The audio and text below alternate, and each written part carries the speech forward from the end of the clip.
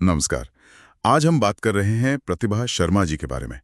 उनके जीवन और खास तौर पर उनके साहित्यिक काम, जिसमें बच्चों की कविताएं भी शामिल हैं, उन पर थोड़ी चर्चा करेंगे। हमारे पास कुछ दस्तावेज हैं, जैसे उनकी जीवनी, उनके काम, सम्मान और एक संग्रह है सपनों की उड़ान। तो देखते हैं कि एक टीचर, एक राइटर और एक समाज सेविका, उनका ये सफर कैसा रहा। हाँ, और ये भी कि उनकी जो बच्चों के लिए कविताएं हैं वो आज क्या मायने रखती हैं। बिल्कुल। तो चलिए इसी पर थोड़ी गहरी पड़ताल करते हैं आज। तो शुरू करते हैं उनके परिचय से। प्रतिभा जी, जैसा कि पता चलता है, आगरा में जन्मी, हिंदी में अच्छी पढ़ाई लिखाई की, एमए, बीएड किया, फिर बड़ौदा आ गई, इंटरनेशनल स्कूल में शिक्षिका बनी। और सुनने में आया है कि उनका पढ़ाने का तरीका थोड़ा अलग था, मतलब सिर्फ किताबी ज्ञान नहीं। अच्छा। हाँ, वो बच्चों की कल्पना, उनकी क्रिएटिविटी और जो सबसे जरूरी चीज है आत्मविश्वास, उस पर काफी जोर देती थी। ये तो बहुत अच्छी बात है। शायद इसीलिए उन्हें एक सम्मान भी मिला, भव्य फाउंडेशन जयपुर से, राष्ट्रीय प्रतिभा सम्मान, शिक्षा और साहित्य दोनों के लिए। और इसी के साथ एक और बात जुड़ी है, वो श्री राम ट्रस्ट की ट्रस्टी भी हैं। अच्छा। जी, और इस ट्रस्ट के जरिए वो जो विशेष जरूरतों वाले बच्चे हैं या थोड़े वंचित बच्चे हैं, उनकी पढ़ाई और आर्थिक मदद का काम भी करती रही हैं। तो ये दिखाता है कि मतलब पढ़ाना और समाज सेवा, ये दोनों चीजें उनके व्यक्तित्व में कितनी घुली मिली हैं। सही कहा, सेवा और संवेदनशीलता। और ये चीज शायद उनके लेखन में भी दिखती है। वो कवयित्री भी हैं, गीतकार, कथाकार, कई भूमिकाएं हैं। बिल्कुल। अगर उनके लिखने पढ़ने वाले कामों की बात करें तो उन्होंने संपादन भी काफी किया है। मेरी सीपी मेरे मोती, पिया बावरी, ये संग्रह हैं। जी, और कुछ पत्रिकाएं भी हैं जानी मानी, केशव संस्कृति, प्रसादम, इनकी वो मुख्य संपादक रही हैं। हाँ, और फिर 2024 में रिटायरमेंट के बाद तो वो पूरी तरह से साहित्य और समाज सेवा में ही लग गईं। उनकी एक किताब आत्ममंथन दिल्ली विश्व पुस्तक मेले में भी आई थी। जी हाँ, पर इन सब के साथ साथ या शायद इन सब के केंद्र में बच्चों के लिए लिखना रहा है। बिल्कुल। जैसे आपने कहा, बाल साहित्य। जानकारी ये है कि उनकी 2 किताबें, मधुर मुस्कान भाग 1 और 2, वो हाल ही में पब्लिश हुई हैं। हाँ, और सपनों की उड़ान आने वाली है। सही।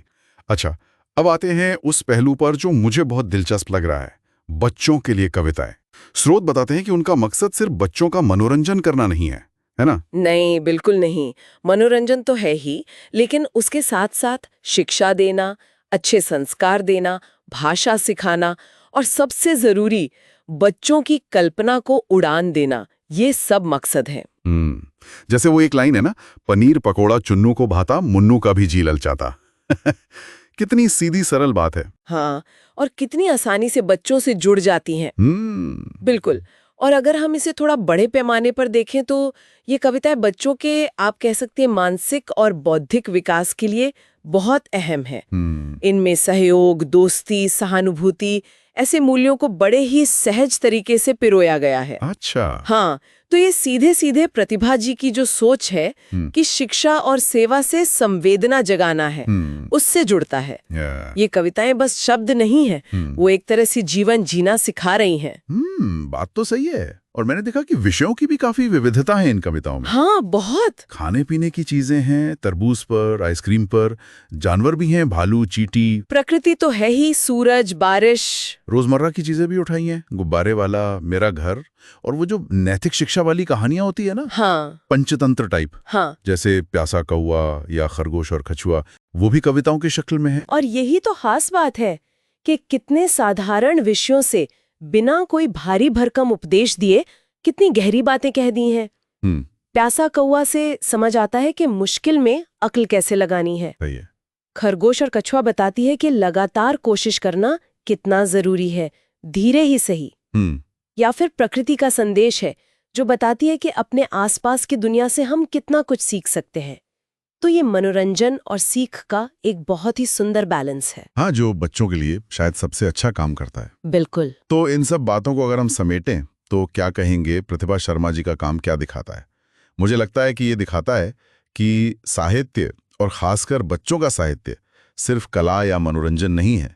ये समाज में एक पॉजिटिव बदलाव लाने का, बच्चों के भविष्य को एक अच्छी दिशा देने का एक बहुत शक्तिशाली जरिया बन सकता है। आपने बिल्कुल सही कहा, और ये बात उनके काम के हर हिस्से में दिखती है। उनकी पूरी यात्रा ही देखिए, सेवा, सादगी, करुणा और हमेशा कुछ सीखने सिखाने की इच्छा। वो अपने काम से, चाहे वो लिखना हो या समाज सेवा, हिंदी भाषा की सुंदरता और जो मानवीय मूल्य हैं उनको बहुत ही सहजता से आगे बढ़ा रही हैं। और ये सब देखकर एक सवाल मन में आता है कि आज की दुनिया में जहां सब कुछ इतना तेज है, डिजिटल है, स्क्रीन टाइम इतना ज्यादा है, वहां क्या बाल कविता जैसी मतलब एक पारंपरिक सी विधा बच्चों में वो गहरे मूल्य और कल्पना की उड़ान भरने की क्षमता जगाने में आज भी उतनी ही प्रासंगिक है। ये वाकई सोचने वाली बात है। हाँ, और मुझे लगता है कि प्रतिभा शर्मा जी का जो काम है वो इस सवाल का एक बहुत ही सकारात्मक, एक उम्मीद भरा जवाब देता है।